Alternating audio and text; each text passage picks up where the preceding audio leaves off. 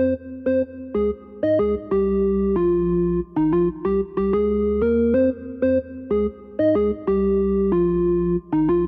just wanna hear say that her pain was taken away for words that I sang to you. I just wanna hear them say that I changed from niggas who hate, cause that's what we came to do. Baby, tell me, is it words that I say, or what we could be that brings out the freak in you? Lot of feelings I can't really explain, but I ain't ashamed to say I've been needing you. I just wanna hear. Hey y'all, it's Cheyenne Monet. And I'm Matt, and you're listening to Sweet 732, the podcast where life is sweet. And before you do anything, make sure you follow us online at Sweet732Pod. And this episode is sponsored by Minwell LLC. Minwell is a community of minority or women business owners known as Minwellners that empower each other to become more financially competitive in their respective markets. That's Minwell LLC, doing business better together. All right, let's get into the show. But she worry about the right now. Like a spare time, stay working, always grinding. But that don't mean that you ain't on my mind. I'm trying to put your feet back, sit you and recline. Leave the past just behind, building what we call ours.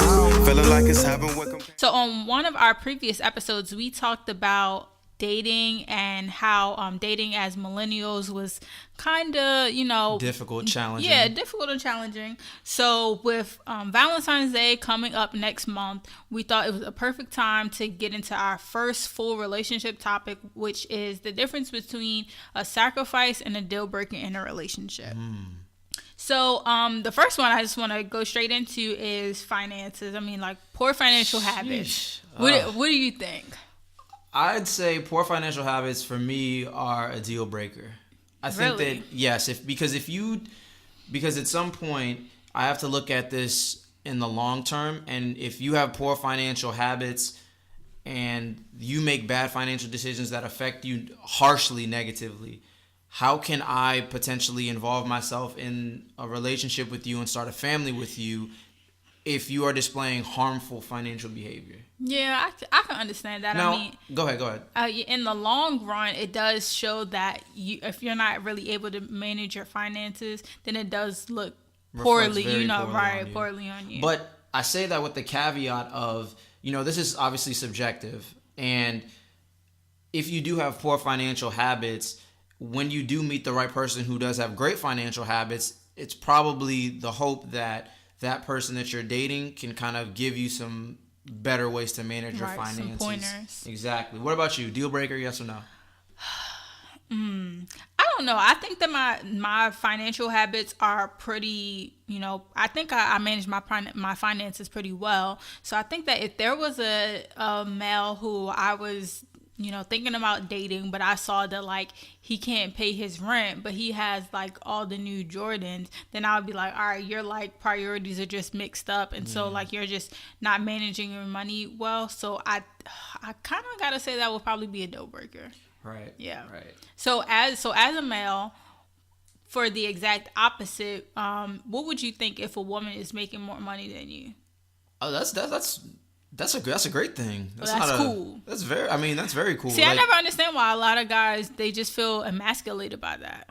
I think you have to really, as a male, you have to be really secure in yourself. And if you're making enough money to take care of your needs and your responsibilities, if you're making enough money to do that, and then you're dating a woman who's been fortunate enough to have a career where she's also able to do the same thing plus some, like that, if y'all are a team and y'all are attempting to start a family and start a life together, that doesn't seem to be a problem to me in any capacity. So like you said, I don't understand why men feel emasculated. Like if you got a job where you're just miserable and you hate what you're doing, and then you compound that with the fact that your woman is over here loving her job, killing it, making a buku amount of money, then of course you're going to be miserable. But you're not miserable because she's making more money than you. You're miserable because you don't like what you're doing. Right, that's true. So I think it always comes back to the person. That's true. Yeah, I can. But what about for you? If you're dating a guy and he's not making as much money as you,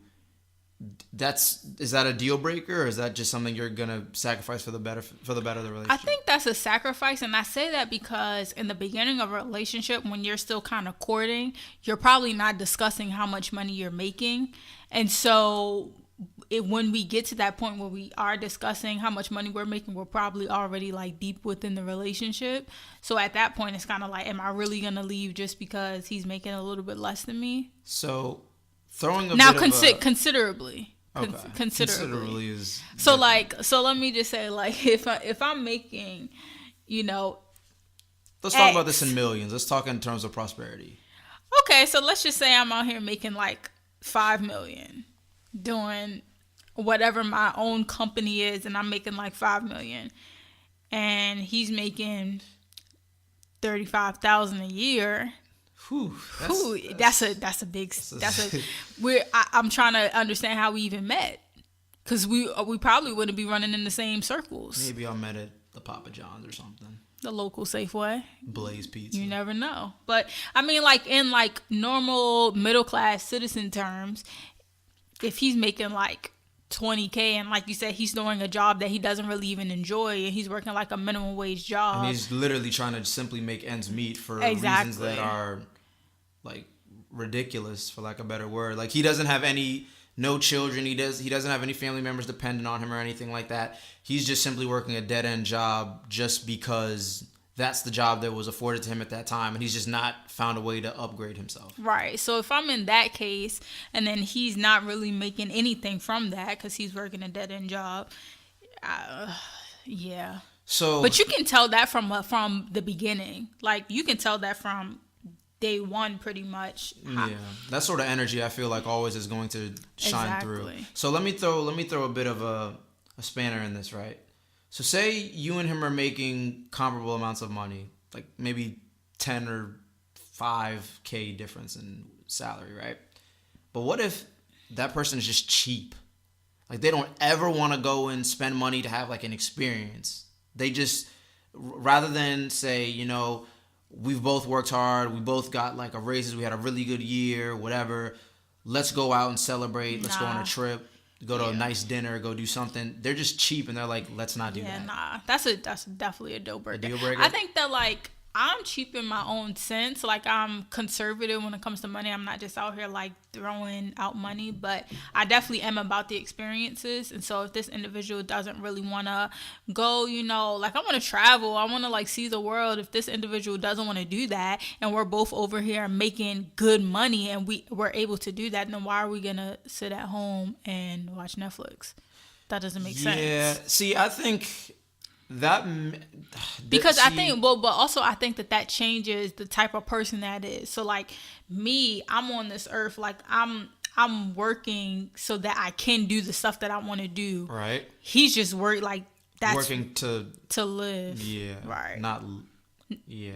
No, he's living to work, not working to live. Right. Okay. Exactly. So like, if he's that type of person, then I would be like, I don't know. I just couldn't really fade that. See, I don't. I think that the thing that's tricky about cheap is that it's such a relative term. Right. Because if I was dating a woman and she just doesn't really have aspirations to do certain lavish things, like, that wouldn't ultimately deter me from wanting to pursue a future. But it doesn't have to be lavish. I'm just saying, like, the actual experiences of going to like see different cities, see different countries. Yeah. It doesn't have to be lavish. You don't have to be at a 5-star resort every time you leave your state. I would say, for me, I would sacrifice for the relation. Like, if everything else, and obviously relationships are like a T-chart, you know what I mean? You have the great stuff on one side and the stuff that's not so great on the other. If she's got to have a great yes column, obviously, but if she has, she's just very, very just like blasé about going to have those experiences like you're talking about, I could stick around with the hopes of eventually at some point kind of being able to change her mind.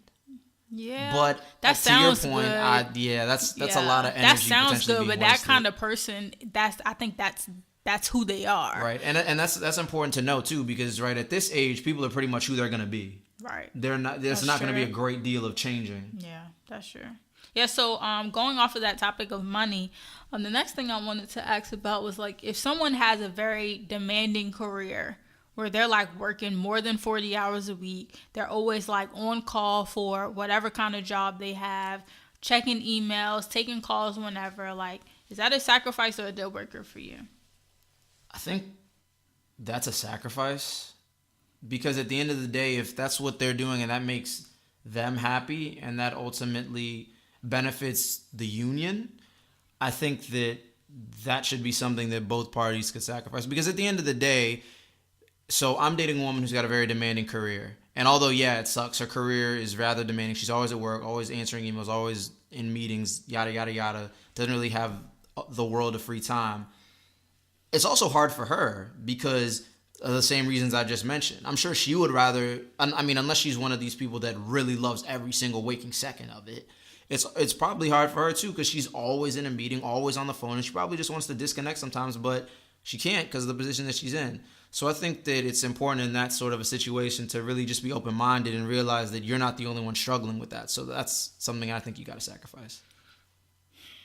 I don't know. A part of me is saying that there's a fine line, though. There is a fine line. I feel like that might be a deal breaker. It depends. So if when we first started dating, your career wasn't demanding, and then after we're like married, then your career got more demanding. After we've been in a relationship for 5-10 years, then that's different. But starting out, like I don't know if I can ever date like a nurse or a doctor. Because like I feel like they work like 12-hour days.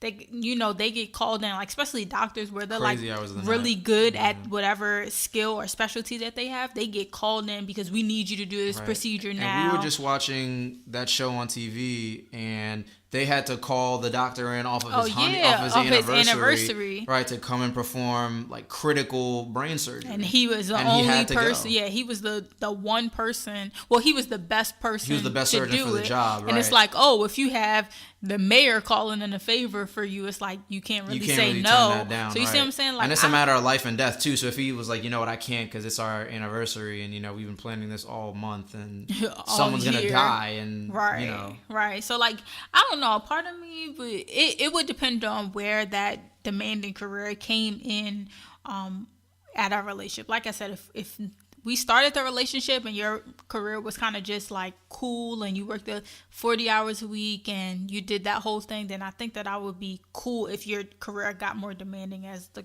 relationship went on. Right. But for me, I think I draw the line between it being a sacrifice and a deal breaker if your career ultimately gets in the way of the progression of our relationship. Right. Because at some point, just like you were saying with the experiences, they might not be able to really take off a lot of time to do different things. And if we can't grow together because, you've always got to be on call for work. And even when we do go on vacations, you're halfway in your laptop or halfway in your phone. When those sort of scenarios become super regular, then at that point, it's like, fam, I'm dating the vice president of such and such corporation. I'm not dating this person anymore. Right. Exactly. Yeah, I definitely agree. So, on another note, what about someone who's just content? Like they're just content with their lives, their careers, and they're not really working to make any progression at all. Like, what do you think about that? Deal breaker or sacrifice? Deal breaker, I think. Only because me personally, I find that, and we've talked about this off mic many times, nobody's perfect, so we should all be trying to seek ways to improve in a multitude of different areas, not just solely professionally or personally. We should try to improve across a variety of different areas.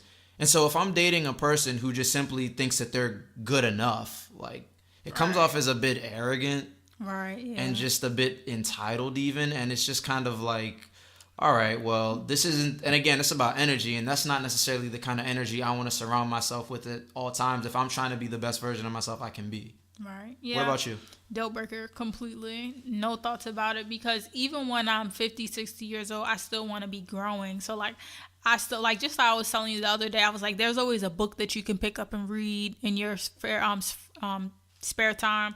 There's always a different activity that you can pick up just that you've never tried before, that, like, it doesn't necessarily have to be like I'm content with the amount of money that I'm making, or I'm content with my career. Just as a person, there's always growing that you can do. There's always learning that you can, do. So if someone's just like content as a individual and they don't want to grow at all, that's not going to work for me. Yeah, I think like you said, it's about the experiences that you get whilst you're on this earth. And if you're a person Right. who is, if you are just seemingly content with all that you've lived thus far, it's just like, it's very difficult, I feel like, to deal with that sort of a person on a full-time basis, because Yeah. what growing are you guys gonna do together? None. So- You're really not. Exactly. And for that reason, I feel as though it's a bit It's of like, a, and at some point, like I've mentioned to you before that I've seen people, like a lot of people are like getting engaged and stuff, like you'll see Shade Room and stuff posting like the proposals and stuff, and I always see like these people who are together for 10 years, 15 years, and then they just got engaged, and then at some point, if I'm either one of the parties, the male or the female, I really got to ask myself, like, is being married to you gonna like advance my life? You know, like, is being married to you gonna like really bring something in addition to the table that I'm not getting as just dating you? You know, because at some point it's like we've been together for so long, so you already know what you're getting exactly, you into. already like nothing's yeah. really gonna change when you get married. Nothing's really gonna grow or advance, and so I feel the same way You're just for consolidating it under a roof. exactly. So I feel the same way for someone who's content, where it's like, if is me being with you gonna do anything to like For grow me, you right. or grow me or grow us together? It's probably not, you know. But that's just my opinion. Okay, Right. so let's take it a little bit more serious now. All right, the serious talk. Serious. So let's get off the money, get off the jobs and the careers and all that stuff. And dive into what? So, if you go start dating a woman, let's say you guys are talking for a while, and let's say you guys been talking for a few months, you know, still getting to know each other, you know, in that phase. Setting the scene now. What if she just comes up and says, you know, I have 2 kids. 2? 2. Sacrifice a deal breaker. It's a deal breaker for me. Deal breaker. Only if you just said 1, I'd have been like, okay. Okay, one. well, let's say she has any kids. So if she has 1 kid, it's cool, but any more than 1, it's like, nah. Yeah. See, that's the thing. For me, 1 I can deal with, but 2, and then I'm gonna assume that it's 2 from possibly 2 different. I'm assuming the worst here. Let me Yeah. let me let the listeners know this. I'm assuming the worst. So I'm assuming 2 kids from 2 different men, and those men are extremely difficult to deal with. And I'm assuming that the relationship that they have with the mother of their children is tumultuous. So if that is the case, that for me is a deal breaker, because again, I don't want that sort of energy and that stress in my life personally. Right. Like, simple as, I can't say anything more to that. Right. But That's true. if you have one, if I'm dating a woman and she's got 1 kid, then at that point, at the age I'm at now, that doesn't necessarily shock me. Right. That's true. That's true. So with that said, I think what I would need to do is just have a conversation with myself. Is this person somebody that I could see myself with long term, obviously? Because you don't want to be like playing around with somebody with a kid, because they obviously don't have the time for that. Right, that's true. And then also, am I emotionally, financially, and all that other stuff, am I ready to potentially be something of a father figure to her child? Because whether you like it or not, those are the shoes that you're stepping into. Right. Exactly. So 1 is a sacrifice, but 2, sorry, it's a deal. Anything more than 2 is too much. Not me. Or anything more than 1 is too much. Anything more than 1 is hell. 1 and a dog might be a lot. That is a lot. That is a lot. What I about can't for lie. you? From that whole scenario I gave you, if that was a guy, I feel like the most deal breaker thing to me would be, what took you 2 months to tell me that you had a kid? Oh, Like, that would- I didn't even give that a thought. That would be my man. thing, because I would be like, you know, I feel like I don't have any kids, but I feel like those would be my pride possessions. You know, those are my seeds. I created these human beings. Right. So like in my head, I would think that you would talk something about these individuals every day. Given that, I've got to recant my position, right? If that's the scenario, regardless of how many kids it is, if it's 1, 2, 18, if you neglect to inform me, and I don't want to say right off the bat, because, you know, you tell me on your own time, but if you lie about it and you're deceitful about it, it's a no for me. I just feel like it's not even, well, yeah, lying about it, yeah, but I just feel like Maybe lying is the wrong word, but if you're not truthful, just fail not to mention. disclose. Right. I just feel like you might ask somebody if they have kids. Maybe I probably at my age I probably wouldn't even ask someone if they have kids, but I would assume that they would come out and tell me. And if they decided not to tell me and they waited to tell me, I don't know. I would feel like, what else are you hiding? I would assume that they'd want to be upfront with that. And this is just me speaking from as a position of someone who doesn't have children. I would assume that they would want to weed out the people that are really trying to be around versus the people who are just playing around as soon as possible. Exactly. But let me go on the other hand. So let's just say that from that situation I gave, let's just say that the male did come up front and tell me, like, on the first date, like, yeah, I have kids or whatever. I feel like if it was one kid, I would say it would be a sacrifice. Two, anything more than one will probably be a deal breaker. But I feel like if it was two and they were by the same mother, then I would probably say maybe a sacrifice. Really? Anything more than two, I'd be like, all right, nah. If he had anything more than one baby mother, then I would feel like you out here being mad reckless. So I can't even get behind that and support you. Yeah. But I don't know. It's kind of difficult because the same thing you said, where it's like you want to know the relationship between, you know, the mother and the father. Right, so that's going to be something you're dealing with at all times. Exactly. Because, like, there's going to be times that, like, he might be annoyed by the way, you know, the mother is just parenting and he wants to vent to me. And so I got to make sure I know, like, where am I going to fit in? Like, am I supposed to hate her or am I supposed to, like, be neutral? And also, the thing to keep in mind is, in those particular relationships, when you have a family of, say, a family of like three, so you got the mother, the child, and then the father, and they're not in a romantic relationship, the mother and the father are always going to have a relationship. They're always going to need to communicate on the behalf of the child. So if you're someone who's dating the man or you're someone who's dating the woman, you've got to be fully, completely trustworthy of your partner, because they're not going to be able to just be like, oh, that's my baby's father, my baby's mother calling, and just not answer the phone, because it might be something having to do with the kid. Exactly. And those phone calls could come in at any hour of the day. Right. And it's like you need to be fully aware that can happen and be fully accepting of the fact that that's going to be the life that you lead going forward if you choose to date that person. Right. But I think that my main thing would be that if that individual had a bad relationship with the mother of their kids, that would be a deal breaker right there, because I would just be like, listen, at the end of the day, y'all have kids together, so y'all need to figure it out. Right. And so, like, if you have a bad relationship with that person, and now that's that's going into the relationship with your kids, like you have a bad relationship with the mother of your child, so then now your kids are suffering. I couldn't even get behind that. Like, I couldn't support that. As a woman, I would be curious, just because in a situation like that, you know, if he's got a bad relationship with his child's mother, and who knows why, but I'm always curious I always speculate, if he's got a bad relationship with his child's mother, does that ultimately kind of make you think about why you're in a relationship with him? Because at some point, if you and him plan to have kids, you could very easily be the same. Exactly. Yeah, it could be the same situation. Yeah, I can give a personal example. So I briefly talked to some young man who had 2 kids, actually. I talked to him for a little while.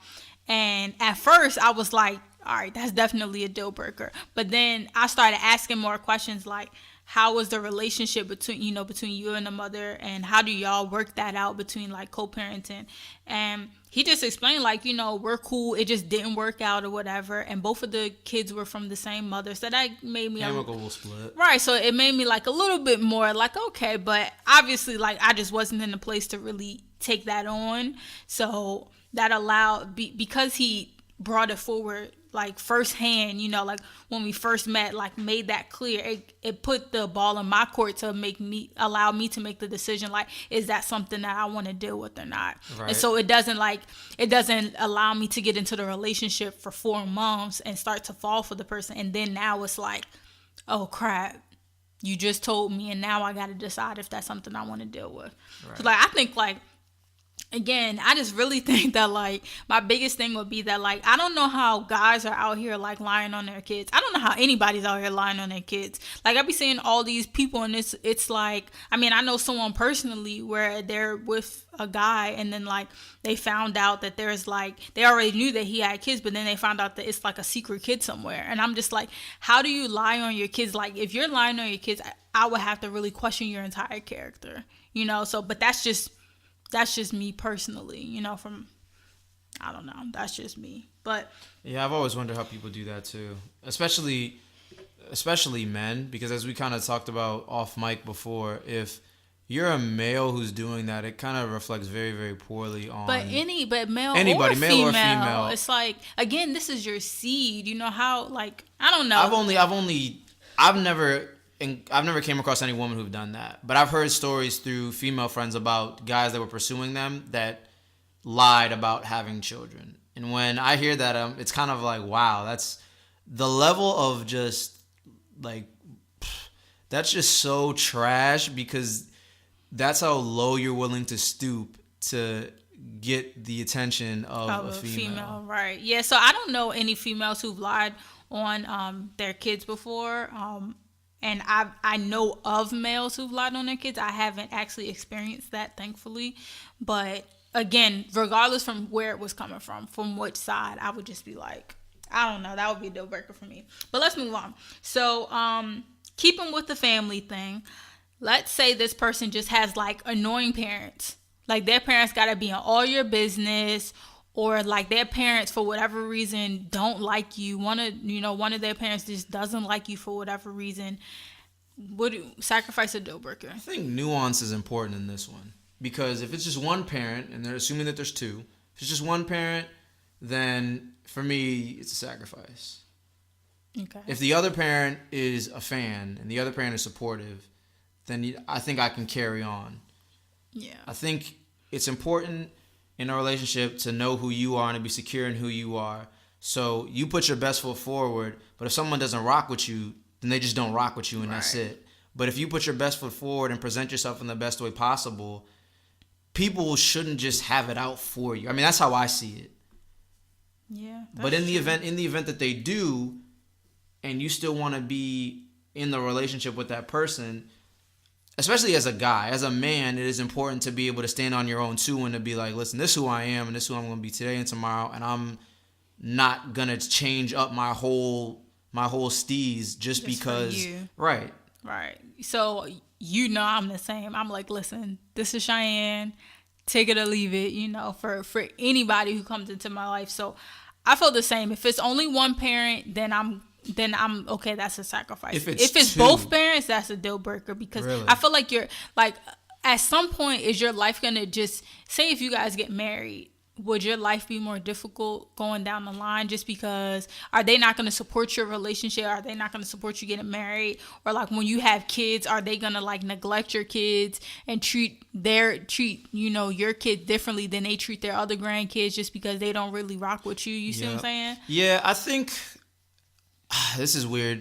For me, one is definitely a sacrifice, no questions. Two, I would have to think long and hard about it. But I think if I really, again, going back to the T chart, if all of the odds are in her favor, I would try to sacrifice and stick it out. Nah, honestly, just because at the end of the day, again, if you're with this woman for the long haul and y'all are planning to start a family together, I feel like it should at some point just be the two of y'all.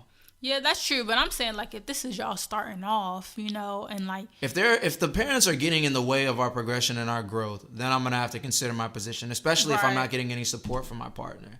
If she's not in a position to be, like, talking to her family and saying, listen, you guys are making our relationship a lot more difficult than it should be, and rather than support me in this new relationship, you're actually making it harder for me to have a relationship with someone who has been nothing but good for me in my mental state and my development as a person. If they're not able to support that, and she's just going to idly sit by and allow them to disrespect our union, then at that point I'm going to have to reconsider my position on it. But assuming that that's not the case, and again, there's a lot of nuance in a lot of these scenarios that we've talked about. assuming that she is going to stand up and say, she's going to stand up and she's going to stand up for y'all's relationship. If that's the case, then I think I could sacrifice if both parents aren't necessarily super duper fans. Nah, that would be a deal breaker for me. That would just be a deal breaker. It's no getting away around that for me. I've dealt with that one time with when one of the parents didn't like me, the mother, for whatever reason. And I dealt with it until I got to the point where I was like, look, girl, this is who I am. Look, girl. Yes, look, girl, look. Take it or leave it. This is who I am. You know, your son is cool with it. I don't know what you want to do. I'm not changing. So you might want to have a talk with your son, but you keep saying other stuff to me and it ain't even phasing me. So like I do agree with what you're saying. Like you do have to be content within yourself and like know who you are and be secure so that you can stand up to those individuals respectfully, of course, but like stand up to them and let them know like, look, this is what I'm bringing to the table and I'm not changing. So that's just me. But if it's both parents, nah, I'm rolling out real quick. Right. All right, so let's just get on the last few really quickly because I know we're running short on time. Yep. So speaking of the parents, so what if the individual is living at home with their parents? Sacrifice a deal breaker. Oh, if she's living at home with her parents, it's and assume she's like the same age as you. Assume she's in her late 20s. This is assuming, right, again, and I hate to keep playing this role and being this guy, but this is assuming that she's got no plan beyond living with her parents. If that's the case, and I can sense that, gee, you really have not thought about moving away from your parents unless you're moving in with a man. Like, you've not even given any thought about owning your own house or renting a space until you're ready to buy your own house or just taking on the world without the safety net in some capacity of your parents. Right. If you've not even given that idea thought, and I can sense that, it's a deal breaker off easily. But if there's a plan in place for you to put yourself in a position where you can ultimately... but what if her plan was saying like she plans to live at home with her parents until she's 35? It's not for me. It's a deal breaker. It's not for me, no. Because then when you do move out from under the nest, there's gonna be that period where you realize you're not in the nest anymore. And I'd rather not be the person that you try to come to that realization with personally. That's true. Yeah, I think for me, so since I'm only 23, I can understand someone living at home with their parents if they're the same age as me. So I can say, I would personally, I would never date anybody my age. Tried that before, didn't work. So I would never date anybody my age. I'm very serious. So the likelihood of me dating someone who's also 23 is very unlikely. But if I was to do that and they lived at home with their parents, I could understand that because 23 is still relatively young, maybe still trying to figure it out. If he's like pushing 30, deal breaker. Son, you gotta grow up. You gotta like put on your big drawers and get out your parents' house, get up underneath them Spider-Man, pillowcases and stuff at your parents' house and move into your own place. Like, be a man.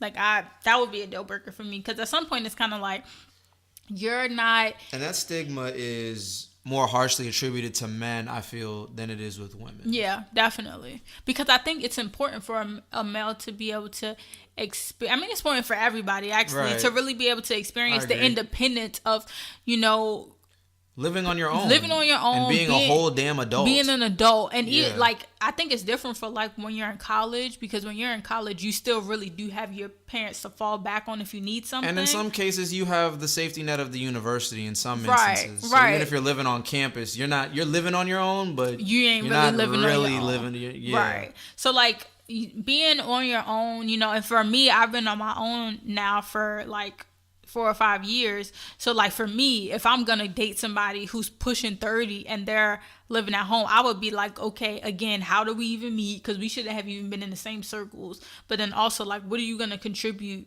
to me, that you're still living at home with your parents? Because from all these other deal breakers, you probably have poor financial habits. You must, because, or you just don't really have a great job. You're in a dead end. Exactly. Like come on.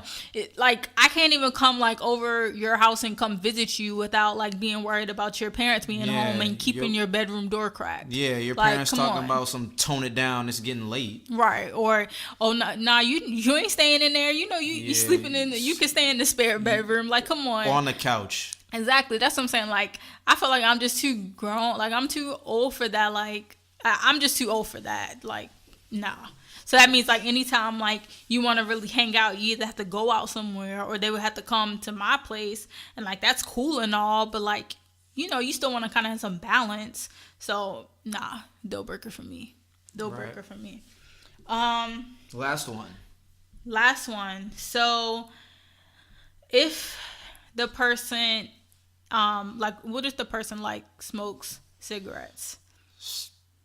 It's a sacrifice. Not the end of the world. Yeah, it's not the end of the world. Nah, son. I would prefer that you don't, because I don't. That's a preference. I'm talking about sacrifice or deal breaker. That's right. A different topic. I'd sacrifice. If they have everything else that I'm looking for and they just so happen to smoke, I'm not gonna like get rid of them off the strength. I'd prefer that they don't do it, and I'm like, I'd prefer to have conversations about quitting. We can get you a patch or something, but I'm not going to. But like cigarettes also relate to like poor financial habits, because if you technically, they're super expensive. Yeah, they're really expensive, and if you don't support smoking cigarettes, then you're probably gonna look at cigarettes like a waste of money. Right. So you're gonna look at that like, son, you're wasting your money buying these cigarettes, smoking a pack a day. Like, yeah, but I think everybody's got their. I mean, that's an interesting vice to have, but I think everybody has their vices, and the same way you say that cigarettes and constantly purchasing cigarettes to kind of fuel that vice could be a poor reflection of how you spend your money.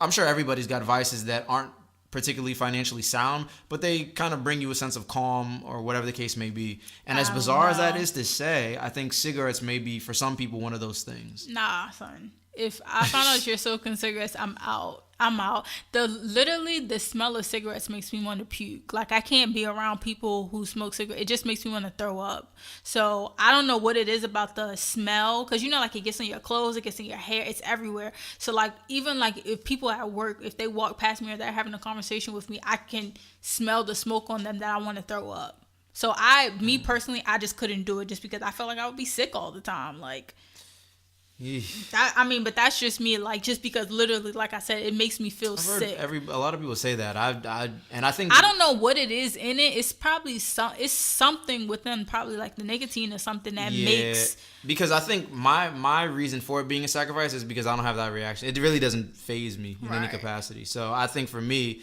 just I just feel like even when I be like seeing cigarette, but like when I be seeing people like smoking outside, I just be like, it'd be hella cold, it's man. It's cold. It's like 10 degrees and y'all sitting outside smoking a cigarette. Yeah. That's wow. Smoking it as fast as they can. Exactly. But then also I just picture like your lungs clogging, and then in the long run, I just picture like you not being around long. Lung because cancer and you see what I'm saying? Like, yeah. I don't know. Maybe that's just me being dramatic, but I don't know. Just cigarettes, something about it's just like not cool to me. Right. But so in closing, I think out of all the things that we've talked about here today, I think that they all are obviously very subjective. You would agree? Yeah, of course.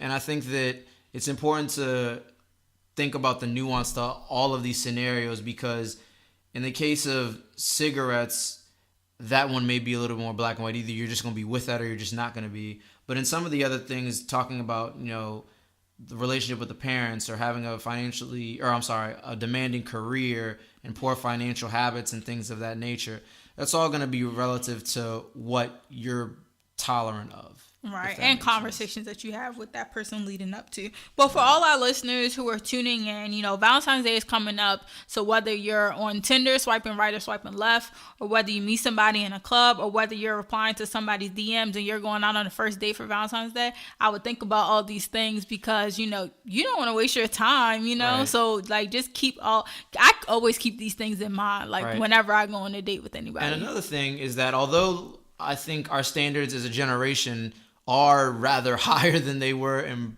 past generations, I think that it's important for us all to be mindful that there's nothing wrong with having high standards, but you just have to make sure you know what represents a sacrifice and a deal breaker, because at the end of the day, you probably have a wish list, but you're not going to get everything on that wish list for a soulmate partner or whatever you want to call it. Yes. So it's important to be mindful of the things that you absolutely cannot live with versus a thing that you would prefer not to have to deal with. Yeah. I was going to say, I know that all too well when you started telling me about buying a house, and I started making lists comparing to how much money I want to spend. I'm like, I got to start crossing some of this stuff off, you know. But anyway, so thank you guys for listening. This is Sweet 732, the podcast where life is sweet. Make sure you follow us online at Sweet 732 Pod and follow our individual pages. Mine is Miss London 2. And I'm at Matt Smalls 3. All right, thank you guys for listening. This is Sweet 732.